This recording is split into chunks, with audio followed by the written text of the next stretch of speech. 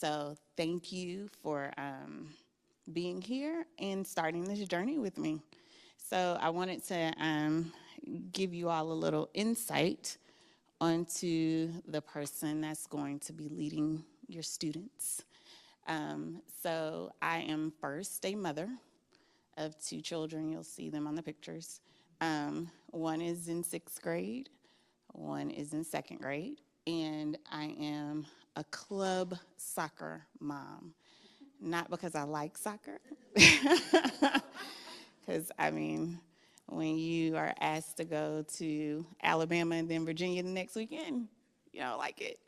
But it helps my kids get to know people and get out of their shyness, especially due to the pandemic. And so I just think it's crucial for us to create opportunities for students to stretch themselves because they didn't experience life like we did. So you have to be more intentional.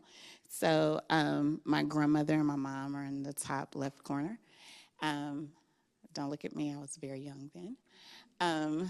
But if you see me, I will more than likely have on a mask because my grandmother is 87 and I have Sunday dinners every Sunday with my grandparents, well, my grandmother and my aunts and my cousins. And um, it's awesome that my kids get to be around their great grandparents every week.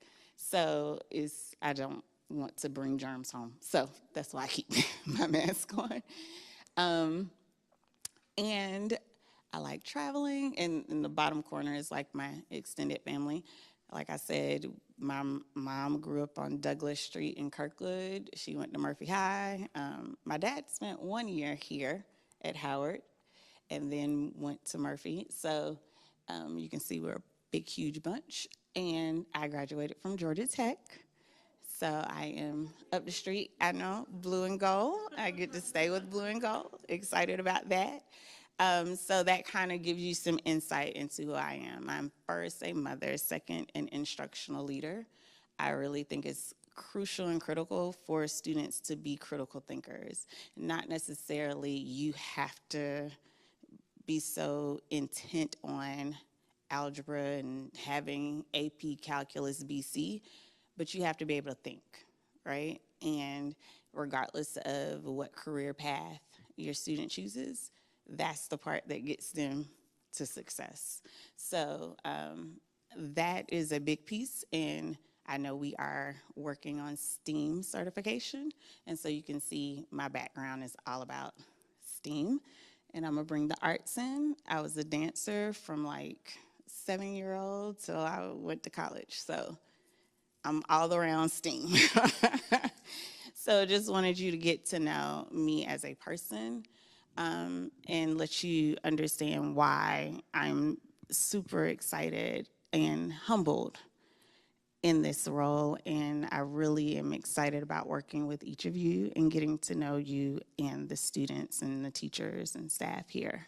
So with that, we wanted to communicate the transition plan at least the first couple of months. And if you read it, it is kind of ambitious. And I will be leaning heavily on Dr. Snowden and Ms. Shea. I appreciate all of their insight.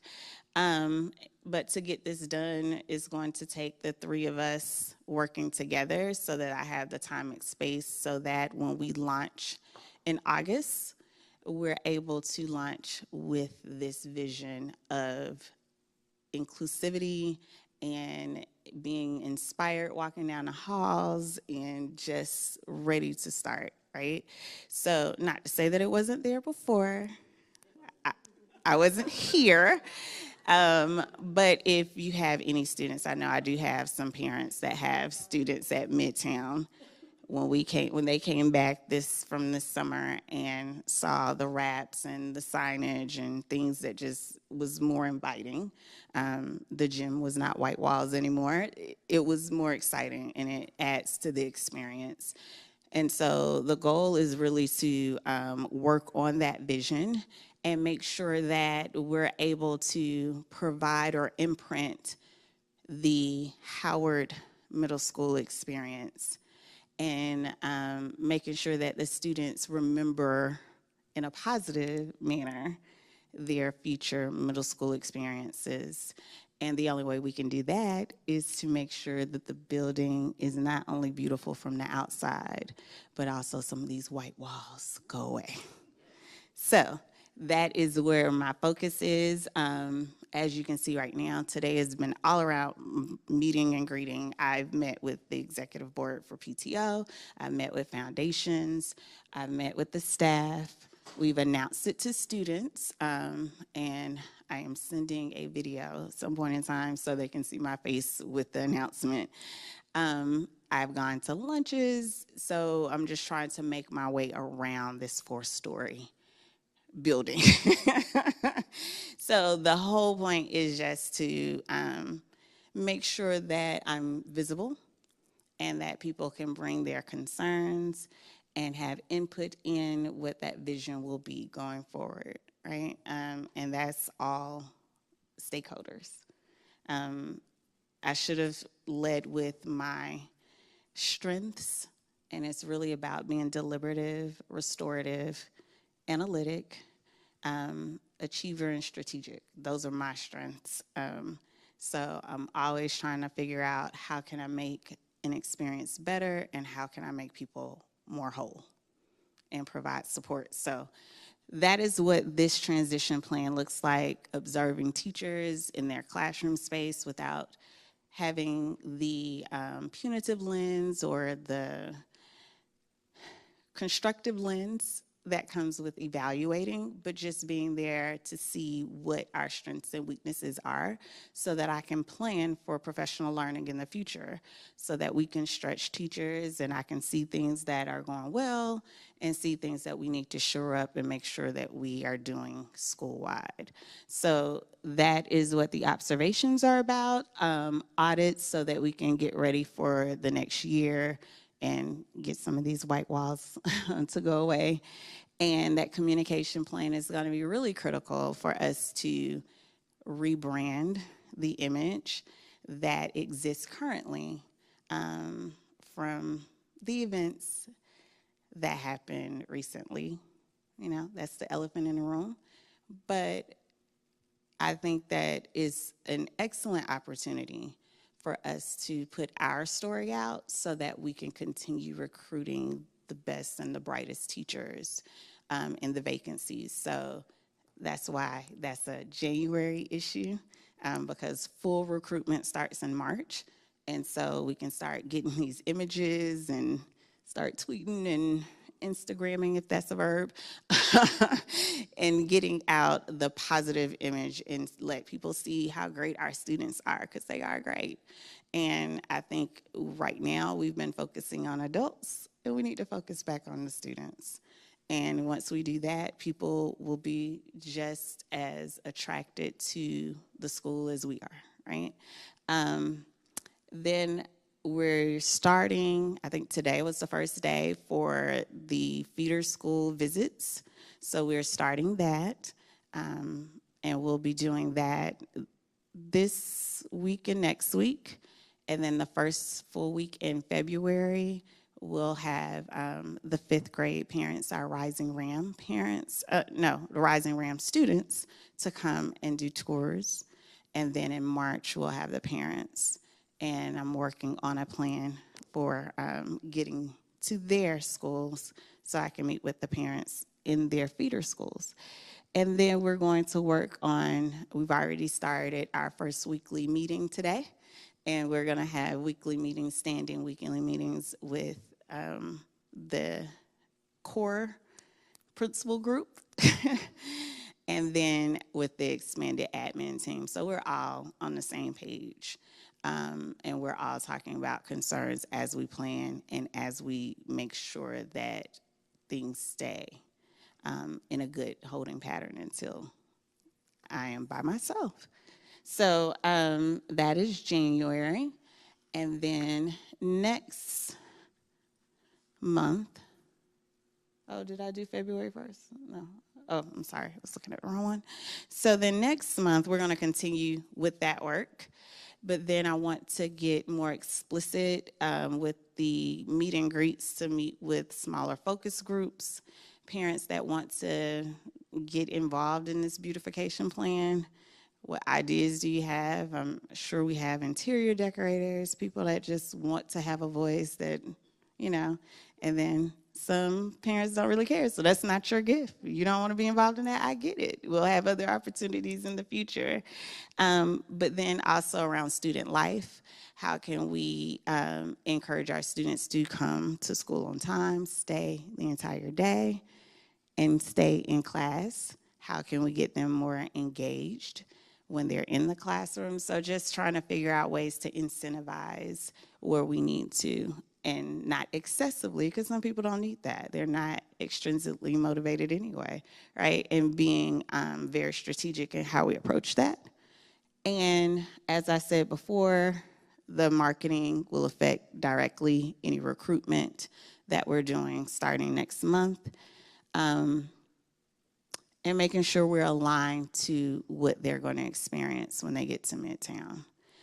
I do think that it is not often that you get to get a principal that's been at the high school for 7 years and know exactly what's happening, right? And has a direct connection with the principal, the administrative team, hired a good half of the teachers. So, you know, have those connections so that we can make sure we're providing the instructional foundation that they need prior to going. And then looking at adopting a learning management system, which is what they have at Midtown, and making sure we get that here at the middle school level starting in August, so you're not surprised when you get to Midtown and trying to learn how to manage and get around a high school and a learning management system and having 8 classes over 2 days and all the other things that come with being a high school student, right? So that's like a big push, and making sure our CTAE pathways align so that they can experience, and you won't be first experiencing the pathways when you get the pathway selection sheet and you're like, I don't even know what audiovisual tech is. So just having those kind of conversations and right, it is college, no, is it college? Career, technology, engineering, agriculture, yeah, yeah.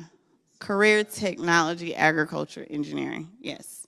So it really kind of aligns to our STEAM. If you look at the pathways, if anybody went to the Rising ninth grade meetings, the pathways that's currently at Midtown deal with engineering. It's 2 different versions of engineering, 2 different versions of marketing, audiovisual tech. We had thinking, I'm going through the floors. Say that again? We don't have the medical anymore. Arts is separate from CTAE. Yeah, and so we already have a lot of arts programs here that align to Midtown. Theater arts is a big thing, fashion, production, all those things. So having more of that introduced here so that the first time you see it, you're not like, oh my God, what is that? I don't know which one to pick, I'm overwhelmed, right? So I think that that will help us to be more of a secondary system, 612, and an experience that other schools in the district can model. So, yeah. And just looking at our scheduling for next year, as a person that's been in high school all of my career, really confused about proficiency and beyond, and understand how you can get 180 STEM experiences in a year. So, you know, just like shoring up some of those things, because like I said, first and foremost, I'm an instructional leader. So if it needs to make sense so that we can sell it to you. And so I want to keep lines of communication open. And so I wanted to invite everyone to another opportunity to meet. And I'll go back to the QR code in a second because I do also have on that QR code an opportunity for people to give voice and choice into the time of day that you would prefer these meetings to be. And just trying to be more thoughtful in our communication plan and providing transparency as much as we can. So I am finished with that. I'll leave that up for a second and then take it back to the QR code. But I do want to open the floor for any additional questions that you may have. I don't know if I need to take the mic to you so we can get it recorded. Okay.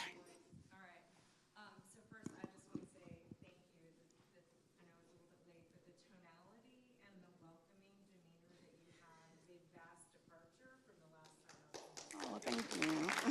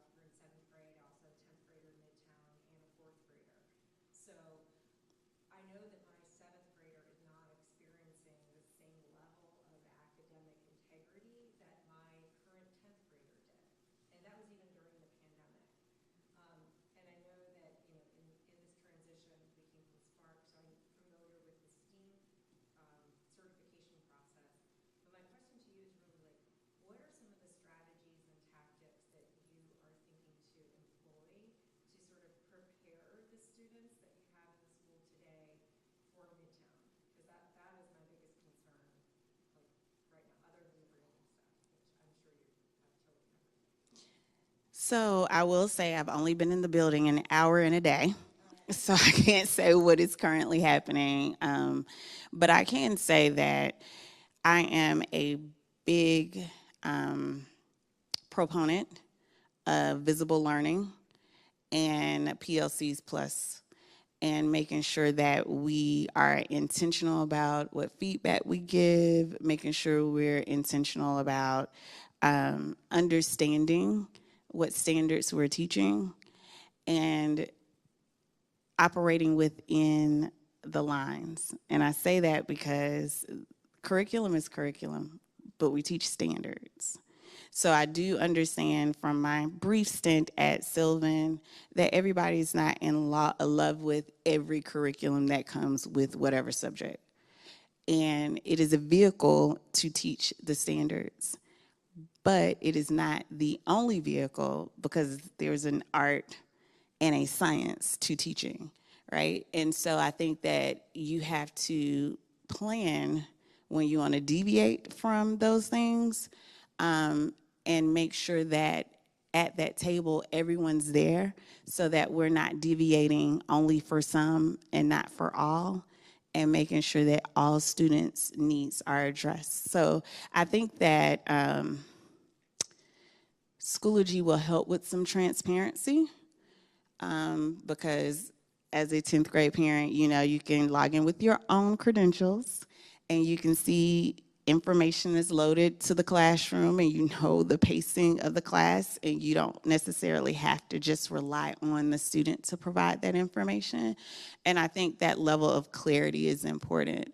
So like I said, the goal right now, and I appreciate again Ms. Shea and Dr. Snowden for being able to give me that space to really analyze what's currently happening and be able to plan with the leaders here as to how we move towards that level of excellence that's expected from the Midtown cluster. You're welcome. Yes. Hi, welcome. Thank you. My name is Perry, and I'm a parent. We're parents of a sixth grader.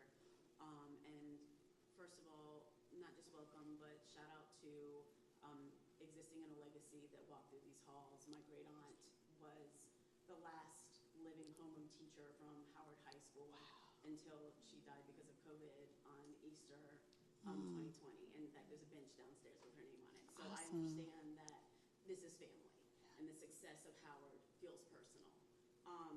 And as a sixth grade parent, we got screwed, quite honestly. And so, like, I'm jealous seeing all the things that are happening for the rising sixth grade parents and caregivers and students because we didn't get access to that. And as a sixth grade caregiver who is nosy as all get out and is used to, I used to be a Spark parent and we're always involved, I still don't know Howard. I still don't know what the culture is here. The culture and climate have been distorted and confused and kind of non-existent. And so is there a space for even current parents to get in on a rising sixth grade, caregiver thing? Oh. Because we didn't get a welcome. We didn't, we didn't get anything, quite honestly. We showed up on August 1st and that was it. And so, I mean, it just what you're saying. I mean, it just is what it is. And we've managed, and our kids are as resilient as they need to be. Unfortunately, they're having to be too resilient. And so, knowing that we can't turn back the clock, is there some attention that can also, in acknowledging, yes, we can't turn back the time and things happen and blah, blah, blah, blah, blah. And we also want to feel included in this building. And even though we exist already, but we never were included, quite honestly. And so is there a process, and we have plenty of caregivers that are willing to help you out and understand that this is going to be a heavy lift, but there has to be a rebranding that also includes kids that are already here and caregivers that are already here. And what can we do to do that in acknowledging that a lot of us lost, all of us, quite honestly, probably in this room, lost a lot. Our kids lost a lot. The teachers lost a lot. And we're here to do that with you, and we haven't been included on any kind of process. And so just wanting to name that, but also what's next, in what is coming up. Awesome. I do not have anything explicitly planned besides this next meeting, right? And it's intentionality behind that. I didn't want to plan all these things and something like that gets lifted. So I did want to look at more grade level parent meetings in the future, just for those kind of concerns to be lifted, because I personally did not know that. And I get the space that you're coming from, because I too have been very fluid in my movement this school year. And it is contrary to my personal safe space, right? Feeling like I have a foundation or a home, right? So I was at Sylvan when that was happening to you, so I didn't know. And then Thanksgiving happened, and I came back and I was like, really? And then I interviewed all of December, and now I'm here. So I get what you're saying. And I will say, to the other parents' point too, I helped Midtown get through the pandemic in just helping train teachers on what it looks like to be a blended teacher, because that's not how we were trained. And you have to say that, like, honestly, it's okay if you're not good at that. We are learning together. And so it does break my heart as a current sixth grade parent that you did miss that opportunity, because my daughter was so excited and to tour and to see, and I was like, wow, I didn't know this was a thing because I'm used to high school, but it is a thing, right? And so I think there can be opportunity and space. I would need to take that back to the team to see what that looks like, because your needs are different, even though they're the same, if that makes sense. So I don't think that merging the two events would be good, but looking at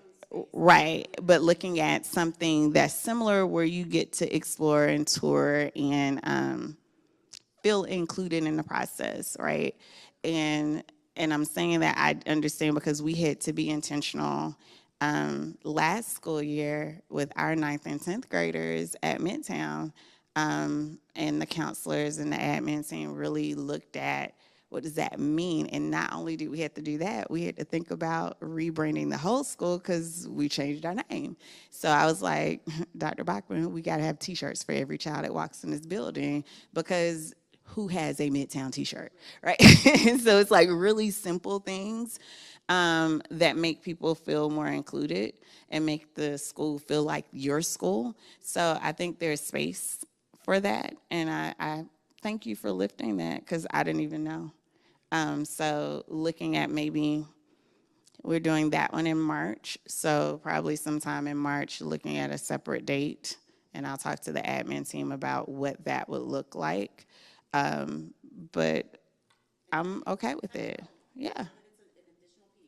Yeah. Awesome. Yes.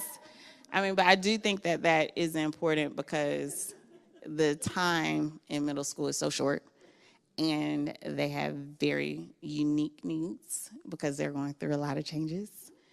And understanding and feeling comfortable with the fact that I'm dropping this volatile child off at a school that I've never seen. I get that because I have one. And she no longer listens to me, right? So I think that that's fair, and we can look at exploring that. So I really would love to know what is a good time for us to have these smaller chats. Not 10 a.m. Okay, thanks. Like, what time does school start here? 9:15. So 9:15, or 9, I mean, I know you have to get settled or whatever with the kids entering the building, but I showed up at one that was communicated as being like 9:30, and it actually had changed to 10:30. And when you have a job, you can't wait till 10:30 when you bring your kid at 9:15. So that's, And I'd say be mindful of the times that like the elementary school gets out as well, because like the Oh, the 2:30. Thank you. yeah, I mean, as close to 9:15 as you can manage. Is what I would say, or else these evening times, but other people have soccer and things they have to get to, so I don't know. Yeah, and I do want to do various times too, but I wanted to get like a consensus of when is a good time to get a critical mass. But respecting those things, because I didn't even think about the 2:30. I know 3:45 is high school. Um, so I don't even think about that, the 2:30 time. And those are just estimates. It has to be after lunch is over so that we can not be monitoring lunch and be here. But so I just ask for grace and flexibility as we start to explore. And then once we get in the groove, I think that it'll be okay. Yes. Okay, of course, welcome. It's a huge sigh of relief. I have a ninth grader and a sixth grader, and my ninth grader went here. And every time people ask me how Midtown is, I'm like, it's wonderful. Like, she loves it. And Dr. Bachman is amazing. And all I wanted at the beginning of this year was collaboration between our principal here and her. And so I am just breathing a huge sigh of relief because that's not even a question that we have to She starts texting me at 6 o'clock in the morning, so I think we have full collaboration. That's a good way to get started. So anyway, my questions, one is kind of small, but my son the other day asked if he could be a tour guide for the fifth graders coming through. And I was like, I don't even know what that process is. When my daughter was here, she was a Rambassador, and I don't even, I mean, he's only in sixth grade. I don't even know if that program's available. It is. They do have ambassadors that are 6th, 7th, and 8th. So he's not one because he doesn't sign up for things, but he wants to do that. And I don't know if it's going to be an option for kids who are interested. You don't even have to answer that right now, but I don't know. I will say that. I know that we are going to use Rambassadors for the tour guides, but we're also exploring looking at student panels so that if people have questions for the students from a student perspective. So we're exploring some things, but I will lift that to the 6th grade team. Great. And I have one other question, which, so the thing that I struggle with the most, with having a son who follows a daughter where I didn't have to watch anything that she did. Like, I've never logged into the parent Schoology because I don't have to, right? So I just hear her complain about Schoology. I don't know, but that sounds great, and I would appreciate it, I think, with my 6th grader. My question is, you know, I'm in technology, and we use Scrum, and we use Kanban boards to manage our work, and it's a single source of truth as far as, like, I have these tasks, and these are ready to work, and these are, you know, I have some blockers on and that I need to resolve, and these are things that are in progress, and these are the things that are done, and these are the steps I need to follow. And it's so easy. And we're grown-ups, and these people are like hand-holding us and putting things in these columns for us, and we just drag it over, and like I can see all the work I need to do when I get to work every day. And then I feel so bad for my 6th grader who's like pulling information from all different places. Some of it's on paper, some of it's, you know, digital in all different applications, and he's missing assignments. He's sick once a month because, aren't we all right now, rebuilding our immune systems. Catching up after being out sick has been a disaster. Finding out that, oh, there's a late work form to fill out, I found that out like too late in the year. Maybe I missed something, I don't know. There's just a lot to miss. So I would suggest Kanban for these kids where, I mean, I don't know if there's educational software out there that lets you do it, but one place for all of your classes. So Schoology is a learning management system. So it's managing learning. And when teachers post assignments there, if you don't turn in, it's like a side list of what's missing and when it was due and the grades and what, you know, so it is more aligned to what you're saying. Most of the apps that you use can be linked through that platform, so you're not going from one platform. Google Classroom is a content management system that no university uses, and I am trying to move us towards getting ready for college. I mean that in the nicest way. I'm working on me. So universities do use Schoology. They use Canvas. They use DTL. Those are learner management systems. And so that's where you get what the assignments are. You're able to access old presentations, old notes. You can take a picture of your work and upload it. You can manage a platform if you're an art person and you want to have a portfolio that you are developing over years and you want the teachers to see it over years. So that's what that is. And it just changes the game, and the reason why we adopted it is really because of the pandemic and me observing the issues that come with executive functioning skills when students lack it, and you're on a screen and you're saying, no, go to this screen, go to that screen, and then they disengage, right? And to be able to say, this was my son's experience, they used Canvas, and so the teacher was like, go to Mermaid Mondays. Okay, click on the mermaid, because he was 4. Click on the mermaid, you know, and then, okay, click on this assignment that's right under the mermaid.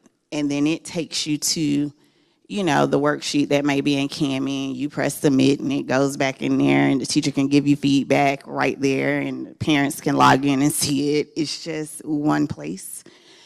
So it helps with those executive functioning skills. So like I said, I'm instruction first. So I want to make sure that the reason why students may be missing the mark isn't because I don't know where to access, right? Right. So I hear you. Content if you don't Right. keep up with your stuff. Mhm. Anyway, And it is a shift from Google Classroom. I'm not gonna, deny that because Google Classroom is just easy because it's just like really a repository of folders. I mean that the nicest way possible. I'm working on me. Day 2. I second everything that everyone else said. We're so excited to have you here. It's exactly what I'd hoped for. I hoped that we were going to get someone from Midtown. Oh, great. I have an 8th and a 5th grader, and I've only heard exceptional things about Midtown and Dr. Bachman, and in all of our kind of rising 9th grade visits, have been so impressed and excited. So I'm excited to have that energy and understanding of a well-run school coming here for my daughter who's rising to 6th grade. So my question or comment is just as you're going through and looking at some academic tools and how it works or doesn't work in the curriculum and from a learning standpoint, I would ask you to look closely at Amplify. That my son has not read a book in a year and a half. He's not done a book report in a year and a half.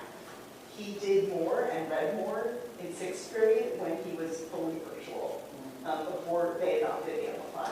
And I'm truly worried for him going to Midtown, because he doesn't gravitate towards reading the way that my daughter does.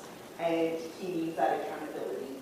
And so I truly hope, the sense we have always, the parents have been given in regards to Amplify is kind of like, the school's preoccupied, it is what it is, or there's so much more capability here than how it's actually being used, and yet here we are halfway through another year and feel like it's not being used properly. I'm super appreciative that he's not having to use Amplify this year for his math because he's an algebra 1, because that was also a nightmare in math. So please look closely at that, and I'm so excited because you'll be looking at it in the lens of where these kids need to go.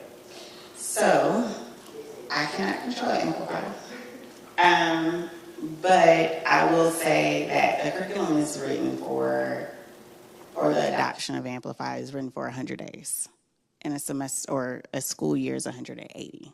So there's flexibility. And I think that we have to sit at the table and really plan what that flexibility really looks like.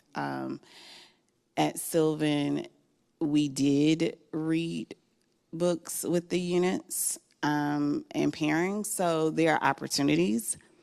But I also want to lift the misnomer that when we were in school, they did require you to read the whole book. They don't require you to read the whole book now, even in high school. You read excerpts, you read parts, because when you think about it, you're teaching skills and standards, and certain parts of books may lend itself to what did the character do to develop and solve this plot or whatever. So you're looking and analyzing that piece versus analyzing all of it. So it depends on what standard you're teaching, right? So if you're looking at how the character is growing over time, then I may need the book, right? Or a play, because that's shorter than a book, right? But I will go ahead and just dispel that they don't read entire novels all the time in high school. They may read excerpts. They do read novels, or you get space to read novels. Some kids prefer graphic novels, which we look at it like a comic book. So, there are different opportunities for them to get that. And I think that that's when you go to the planning table and you understand, what are we trying to get out of it? How do we make this learning experience valuable? And having those kind of conversations, what do I have clarity as a teacher to know what I'm trying to expect and what outcomes I want from this? And you have to have those conversations. And when I said that curriculum is a vehicle to the standard, it can be amplified, it can be the McGraw-Hill textbook, it can be HMH, it really doesn't matter. You're not gonna like any of them, to be honest with you. It is for that teacher to utilize that resource for the outcome that you're wanting. And the art of it is to supplement what I know, right? And if I am trying to look at, and I'm not ELA. So if I want to look at how a character grows over time and I look at Macbeth or something, right? Then I take that and see how I can add that in. Or I can keep it open-ended and have lit circles and say, go pick a piece of literature you prefer, and then apply these questions to what you've read. My daughter is in 6th grade and she does novel talks. So they get to pick what they want. This month is a nonfiction, and you have to do like a flip. Used to be called Flipgrid last year, but it's just Flip now. And and so, you do the little flip, and then you look at other people's flips, and you comment on their novel talk, right? And the teacher just gives some guiding questions. So it doesn't have to be so intense that you must read 5 novels in order to gain. It's about really, what are you reading? Because I can read 5 novels and none of them are at my Lexile. And so I've just wasted time. So it's like being critical thinkers about what our expectations are for that literature piece, and understanding that there are some pieces that Amplify uses for scaffolding, and some kids might need that, right? Or their tiles. If my children, because I've done some kind of pre-assessment, don't need all 12 tiles. We need to focus on these tiles that get us to that standard, and then use the other time to reinforce. It's ways that you can work it, but you gotta be open. So I'm asking for grace. Yeah, you. I hate asking the one that speaks a lot. To that point, as a 6th grade parent, we got no information about Amplify, right? So it was kind of like, good luck, right? So even having something that would explain, as we have tried to figure it out for ourselves, what the hell it is, heard all the complaints and have my own, but even explaining that type of thing for caregivers to figure out what our kids need and don't need, or what that looks like, would be really helpful, and explaining what those systems are. Also, new information that Amplify is 100 days and we have 180, right? That there is room for supplementing, and however we can help with that process. That was new information and really awesome. Love to hear that. Super excited about that piece, actually. And completely off of Amplify, community building question. Is there an opportunity for teams to come up with names as opposed to numbers? I will say that as a 6th grade parent coming in, caregiver coming in, there were a lot of rumors about like how the teams were based on intellectual level, and like team 1 is the smartest and team 4 is not. And so if there was, as we're creating and rebranding Howard, that could be helpful as a suggestion, that we not have teams based on number, that we have teams based on names or literally anything else on the planet, to help the students feel like they're a part of something, building their own community and building their own culture, might be helpful. Just a suggestion, if there's an opportunity for that. I think you can name the team whatever you want, right? That's me as a middle school person that did not even know teams existed until August. So I think that is a good opportunity. We're APS graduates, and so like we went to Sutton, and we had our 6th grade team was Grow, giving real output to the world. Like it was, so there were teams that were named based. So it's almost like when you're in college and yeah. I think that's cool. I'm open. But I think it would just help. I think it would help with that community. Yeah. And the stigma that we've all been ingrained in, pitting caregivers against each other for no reason whatsoever. whatsoever. I think that's a great suggestion. And it's been 25 years since we've been. Oh, no, you didn't. They're in a whole new building now, right? We weren't in that building. We weren't in that building either. Having the team names, it just, it's something that we still talk about, years later, and we remember whose team you're on, and it just built the camaraderie, and it's just, yeah, again, the team 1, 2, 3, 4, it's just. I mean, I think that there's space for that because at the beginning of the year, it's all about getting to know, right? And so I think that that's a great suggestion. Like I said, I've only gone through teams once, so I didn't have no earthly idea what makes you team 1, 2, 3, or 4. Yes. And if you touched on this, I apologize because I was late. But I've heard the same stigmas that you heard about the teams, like one being smarter, and I've even heard them to the point of one whole class is one whole ethnicity, and not even mixed because of what their grades look like. My son actually transferred here in October, and my concern is he goes to the same class with the same students all day long. So, as a transfer student, those kids have been with each other since August, and he's new, and he has not made a friend yet. Imagine what it's like for my baby to come home, and he says, I don't talk all day long except for connections. Because he hasn't made a friend with that same group of 28 kids that he travels all day long with. So I'm that's new hoping- this year. That's new this And year. I heard that was new, but before coming here, what I was told was that the schedule would be at, like, the school he was at last year, it was a rotating schedule. So maybe on A week, he had math in the morning, B week, he had it in the afternoon, and maybe C week. Put it like this, everything changed, ABC, it was 3, but the only thing that didn't change was that lunch. So that's what I was told it would look like when he was coming here, and then we got over here, and I was like, I promise you, that baby came home, and I said, you lying to me. You are kidding me. You are not with the same group of kids all day long. I literally called up to the school to ask because I couldn't believe it. And for him, because he already has some other issues going on, it poses a lot of anxiety. And now I'm back at the point where we're missing school again.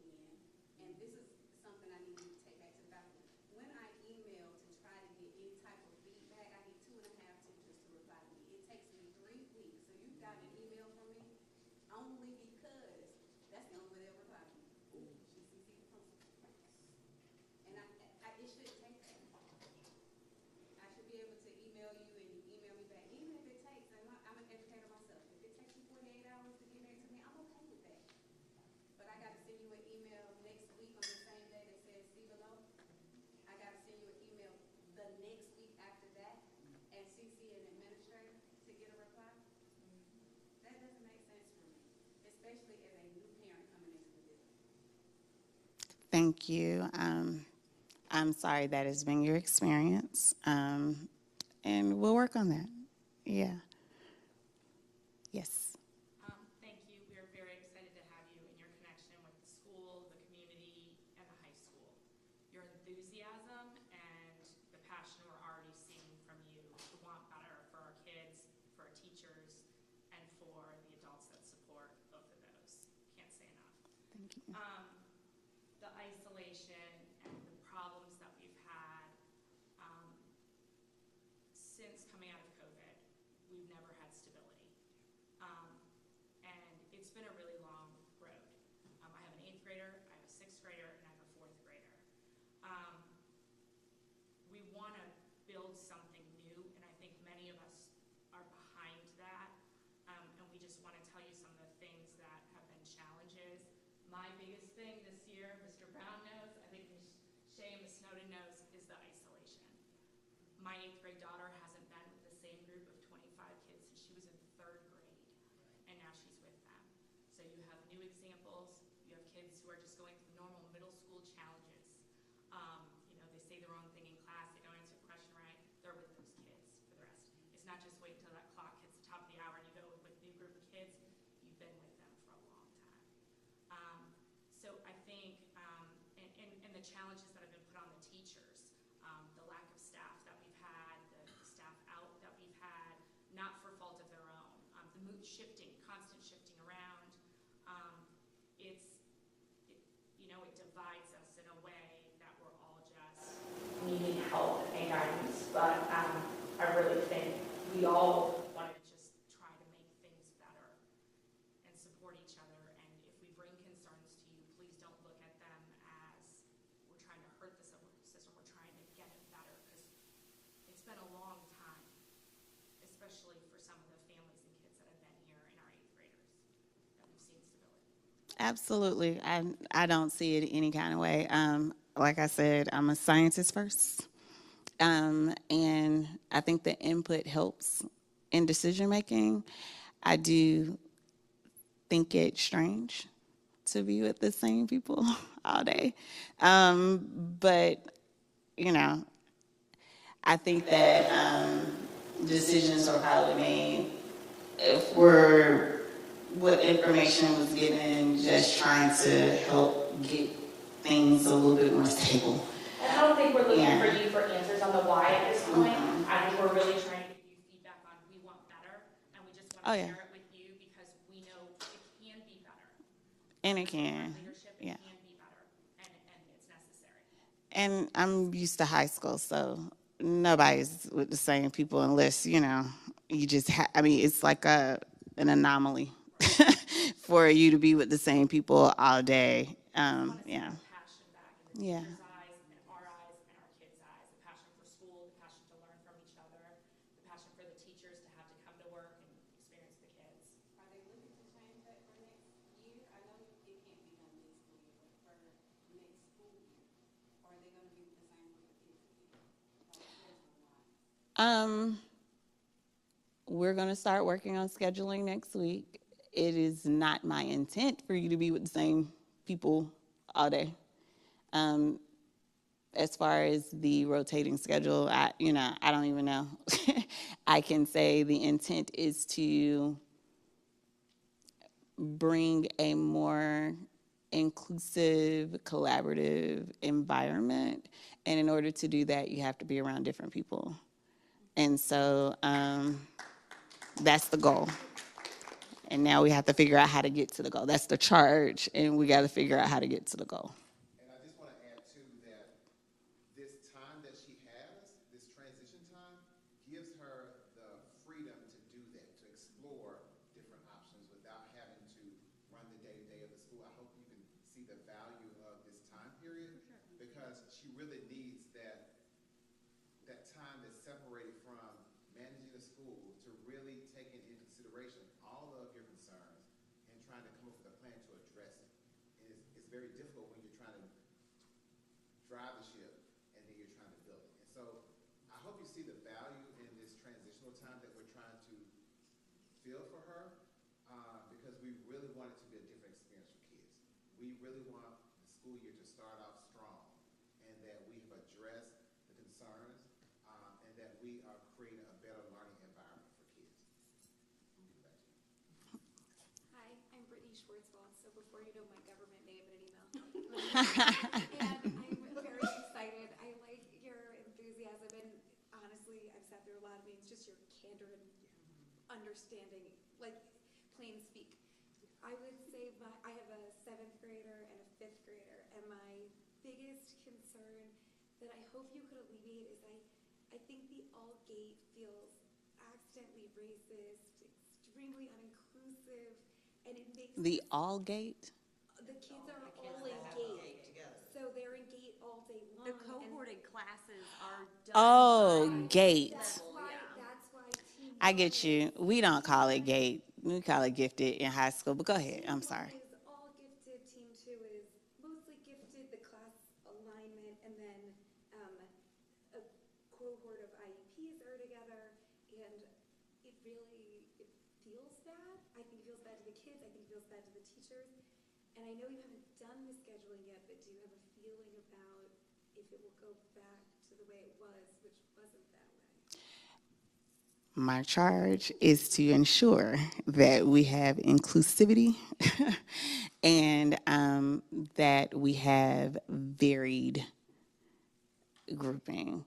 to bring that piece of diversity, because I think that that's what makes Midtown Cluster unique. That we learn from each other. At least that's what we've done on the high school level.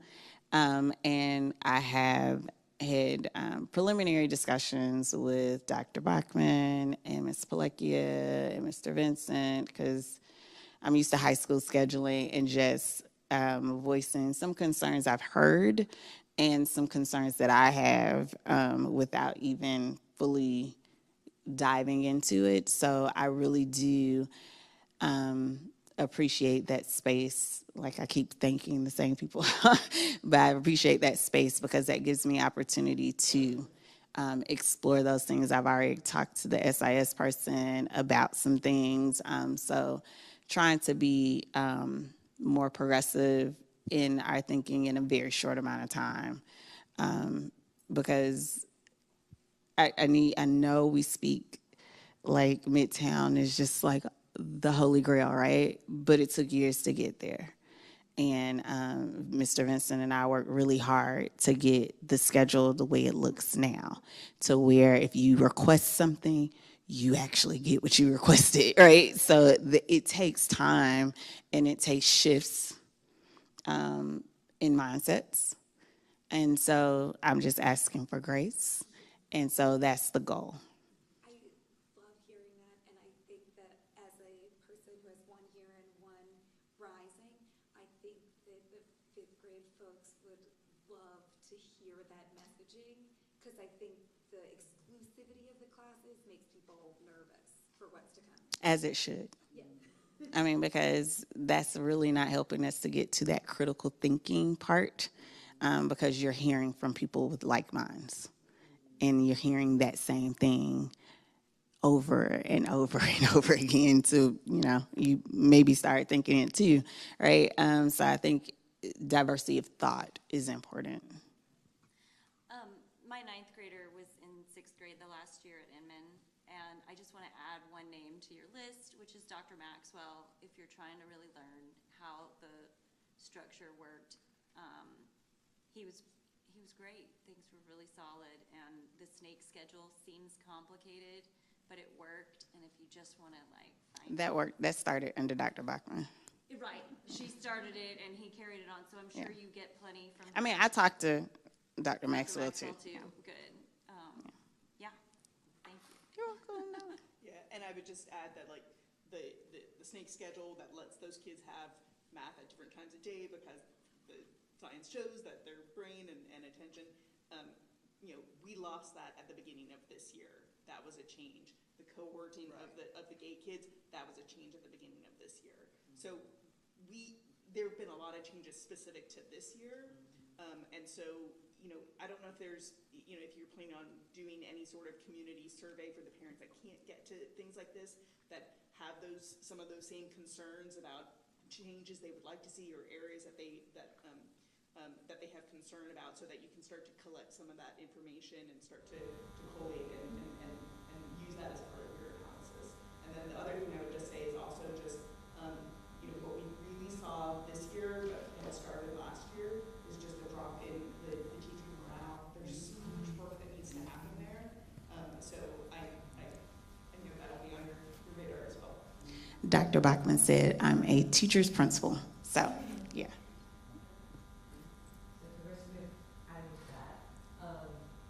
I think one suggestion, just in listening, and if you're, kids in different grade levels, there are certainly, I think, some grade-specific needs that can be addressed in the short term and long term. Like, I know for my seventh grader, it's a year and, a semester. I personally am very disappointed that we're in the second half of the year and the schedule didn't change. When there was an opportunity for the administration to support that kind of a change into the second half, knowing that it was fundamentally flawed and knowing and getting so much feedback from parents that it was still useful.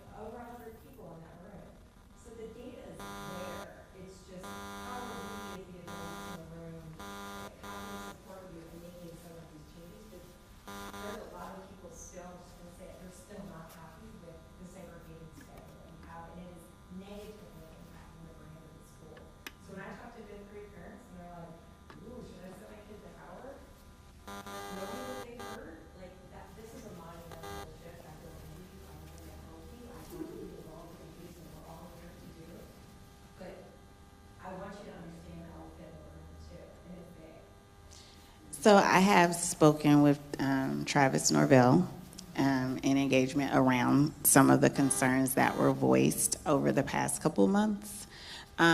So even when looking at the things that I'm focusing on over the next 17 weeks, it does take into account some of those things that were lifted.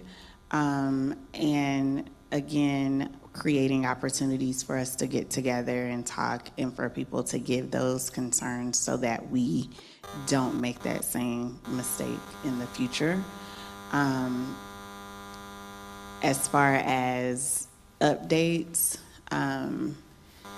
hopefully that will come as we move through principals' copies and other ways of communicating. And as far as current, those will be questions that I will take back to Dr. Snowden and Ms. Shea. And I don't want to speak for them, but I just keep hearing this desire to stay committed to consistency of what currently is here, good, bad, or indifferent, and trying not to keep switching schedules and making changes. That has been the consistent messaging that I've received in my transition. So I do think that there are opportunities that, like I said, I've already reached out to the SIS team about scheduling. I've already put that at the top of the list for January to start looking at scheduling, because Mr. Vincent and I started scheduling in November, to be quite honest. So I feel like I'm behind the 8 ball already, right? So I think that there is intentionality with the process for the future. I think there's short-term and long-term, strategies that could be implemented, but I think it's really important to look at it by grade. Because the 8th graders, had 2 years, they're going to move to Midtown. They're going to have a completely different experience than the 6th graders or the 7th graders. But I'm still not supportive of staying the course, knowing what we know, and it's not working. So I'll just say that. Thank you. I see no more hands. So again, and that's fine too. Yeah. Yes. But this is a good ending point. I think we've all appreciated you being here tonight. Like everybody has said, I think the sooner you get to the elementary schools and for the parents of the elementary schools, I mean, the kids, there's a principal at every school. So no offense to you, but one principal here is similar to another there. But I think the parents of the 5th grade parents of the Rising, there's been a big uptick on private school applications for 5th graders, and it's because of what's happened over here the last couple of years.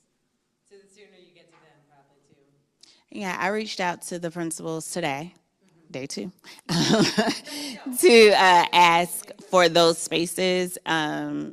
Morningside's principal and I have already been in contact, so we have 2 potential dates, and I'm working on the rest to try to get that communication out as soon as possible.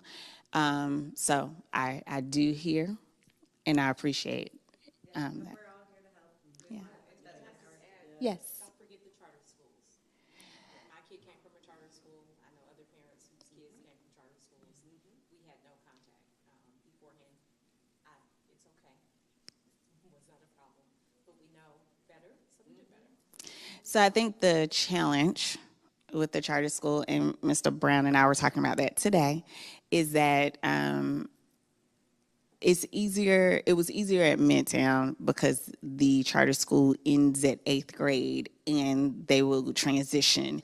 And so I have to tread delicately in that space. I do understand that. Yeah, because they're not a feeder school.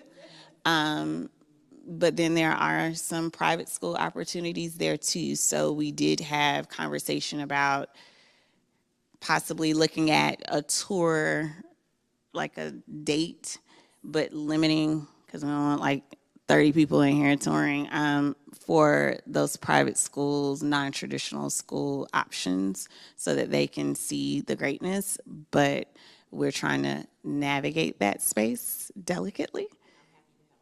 Okay. Thank you. Yes. Good evening. Good evening. Once again, like everyone else, thank you for being here tonight and just giving us this energy. So two things. I've heard, I have a sixth grader and an eighth grader. I came from a private school in the middle of the pandemic, 3 principals later. So I get the angst of uncertainty. One of the things I've heard so many parents say is, I want to help, and then we mentioned the rising fifth graders. Recognize that you're a part of that narrative. Now that we've met Ms. Hollis and you go back to your parent groups and your Spark groups and you're this group and you're that group, you also have the opportunity now to speak about the things that we see coming. I have a kid who's been in the, GATE class, but quite honestly, she is one of the only African-American kids, and I had to fight, even though she had all hundreds, to get her there. It was an unnecessary challenge, but none of us as parents find this to be a job that is not without challenges.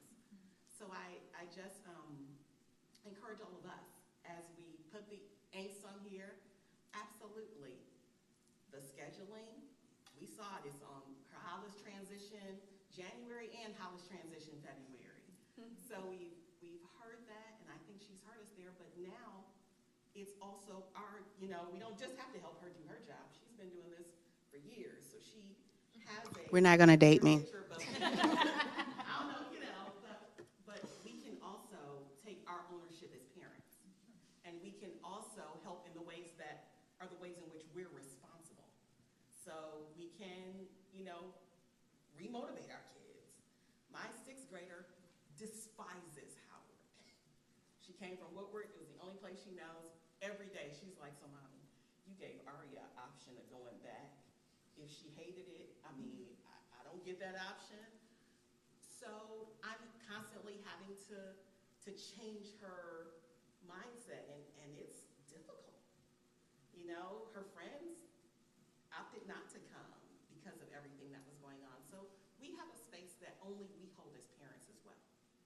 And so my encouragement to all of us is that if we have rising fifth grade parents, we can speak to, hey, I met the new principal, met her personally. It was only like 20 of us. It was very personal.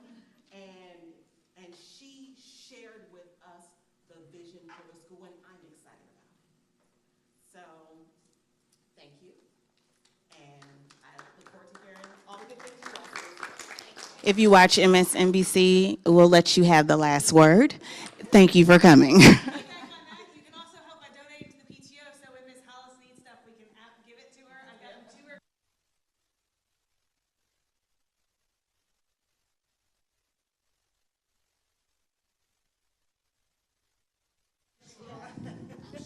So I do want to say, parents, thank you for coming out tonight. And I hope that, because I know, and I'm going to be very transparent here. I know that there have been concerns about the transition plan, like having a principal here early and not having her take over school. Oh, I get the emails. So I want to make sure that you see the value in this and why it's important, because there is like extra cost to this. And I know the value of it, and I'm a cheerleader of this value. And I hope that you walk away with seeing why we need to do this transition for Ms. Hollis so she can really start. And I hope you share this with your community because it's so important. And I just want to say thank you for coming out tonight. Yes, ma'am. I just wanted to know if we're going to get the slides that Yes. they're needing. Yes, ma'am. We're actually going to be posting those slides. Her and I have the detailed report, but we're going to be posting those slides. And it's actually going to build upon like the next 2 months. So you'll see the whole plan. And then the coffees, she's going to be kind of like sharing the learning, the fact finding, what she's going to build. But I really want her to be successful. And I appreciate you all's support. I appreciate you giving us honest feedback. There are things we did wrong. And we really is trying to correct this. And this is one of the ways we're trying to do it. So thank you for coming out tonight.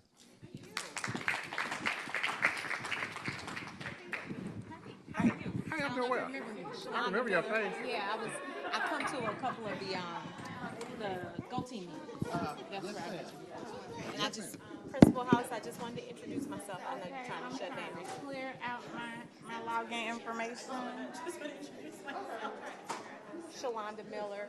I have a sixth grader, Sienna Miller. She's having a fantastic time.